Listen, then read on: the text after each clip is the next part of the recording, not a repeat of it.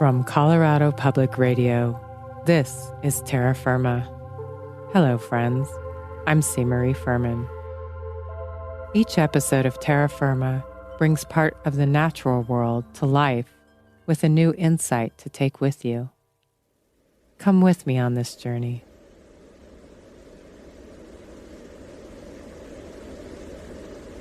This time, into a frozen meadow beneath snow-capped mountain peaks.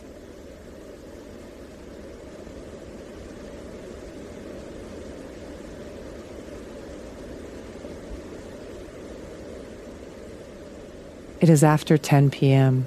when I lead Doc from the barn. The old gray gelding, growing wider each year, matches the landscape we are walking into. All day it snowed. But the storm passed, the sky cleared, and into it rose a full, bright moon.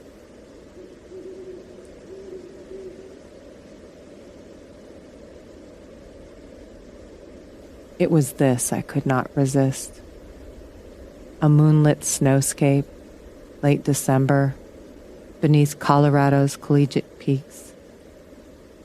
Doc lowers his head, and I guide the bridle over his ears and lay the reins on his neck. I place a blanket on his back, then pull myself astride him. He is a gentle horse, a good companion. We leave the bit, saddle, and barn behind as he carries me into the moonlit meadow.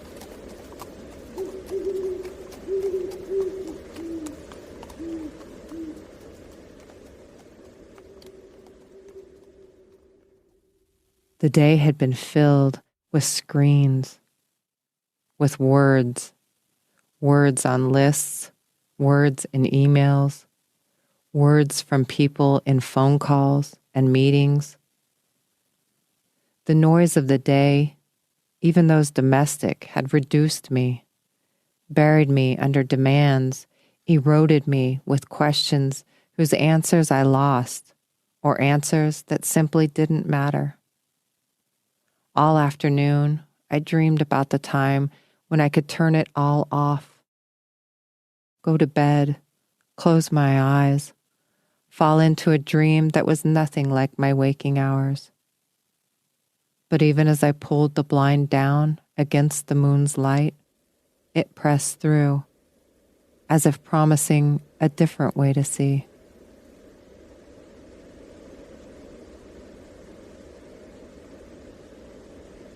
At the top of the horizon in front of me is Engineer Peak. Behind us is the town of Buena Vista. Not far away, the Arkansas River is frozen at her edges.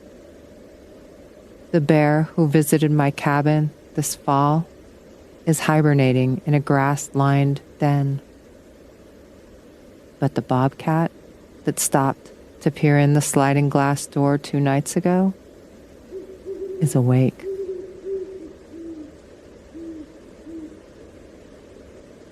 Her thick fur and paws are quiet as any in this range. She is made for this season.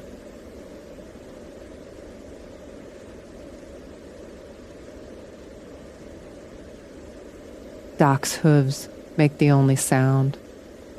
The snow is fresh and the air is cold. His steps are more creak than crunch.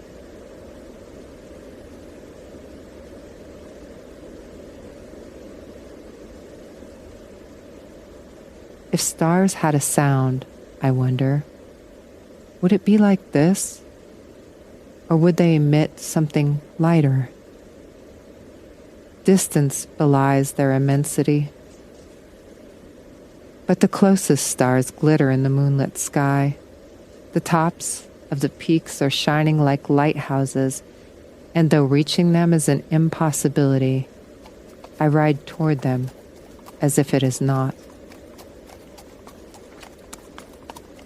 At the end of the meadow, Doc steps into a young aspen grove. The limbs are bare of their leaves now, But I recall a few weeks before when they were thick with gold light, and how standing among them, I felt their radiance, even warmth. In July, when their leaves were green and their bark was cool, my dogs and I took a respite from the heat. As we weave through the trees, the dark whorls look like eyes watching, and I recall a story about how Aspen came to be.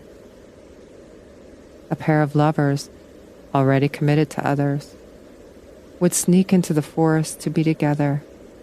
When they were found out, they were banished to the woods as Aspen. There, rooted in place, untouching, they were given eyes and forced to stare at each other for eternity. But that is not the story these aspen tell. Their dark eyes seem filled with wonder, contentment, and compassion as they look at the meadow, mountains, and even me.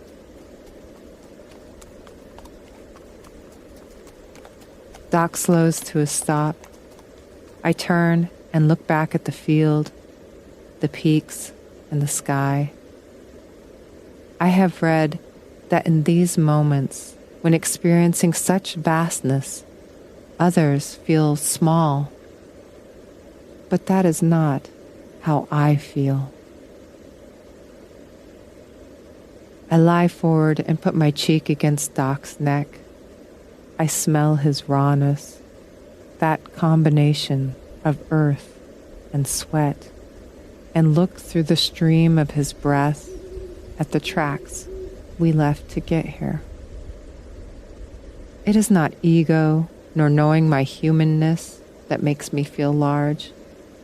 It is this: a meadow of new snow, mountains whose names I do not know, the tops of trees that only rain and seraphim have touched, and a sky whose blue-black depths on this winter night inspire wonder.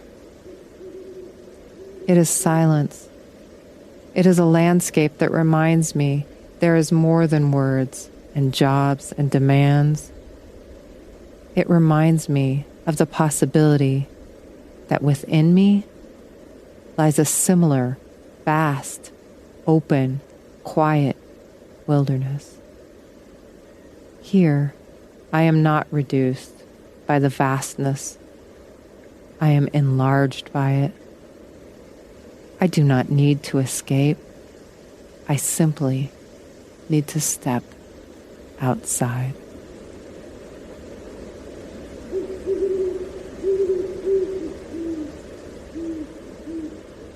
Doc exhales, and the cloud of his breath rises into the night.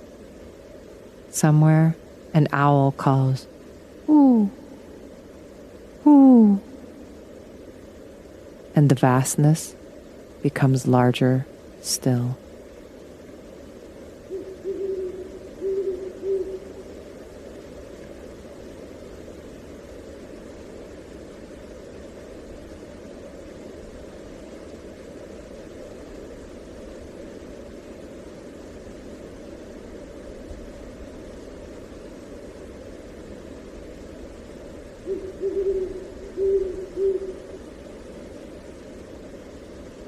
This field recording was gathered by Jacob Job. I'm CMarie Fuhrman. Terra Firma is a production of Colorado Public Radio.